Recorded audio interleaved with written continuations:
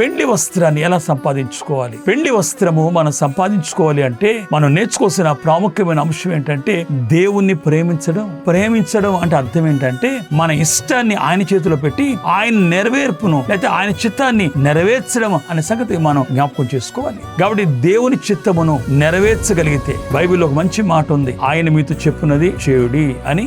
మరియమ్మ యేసు ప్రభును చూపిస్తూ పరిచారకులు చెప్పిన మాట కానా వివాహములో మరి యోహాను సువార్త 2వ అధ్యాయము మనం 5వ వచనంలో మనం చూడొచ్చు. ఆ మాట జ్ఞాపకం చేసుకోవాలి. కాబట్టి ప్రభు చెప్పింది చెప్పినట్లుగా చేయగలిగితే లేకపోతే మన ఇష్టాన్ని ప్రభు చేతిలో పెట్టి ప్రభు ఇష్టాన్ని నెరవేరుస్తూ ఇంకా మన ఇష్టమును నెరవేర్చకుండా ఆయన ఆలోచన ప్రకారంగా ఆయన చిత్త ప్రకారంగా జీవించడమే ఆయన ప్రేమించడం అని. కాబట్టి దేవుని ఎవరైతే ప్రేమిస్తారో దేవునికి వారి ఇష్టలై ఉండడమే కాక గమనించండి, పెండ్లి కుమార్తె యొక్క వస్త్రము ధరింప చేయబడి మేఘం ఎక్కడానికి అనుకూలపడతారు. ఈ వస్త్రమును సంపాదించుకోవాలంటే రక్షణ వస్త్రం ఉండాలి, నీతి వస్త్రం సంపాదించుకోవాలి. ఆ తర్వాత ప్రభును ప్రేమించి ఈ వస్త్రం ధరించుకొని మన అంతరంగానికి మేఘమెక్కాలని ప్రేమతో మనం చేస్తున్నాం.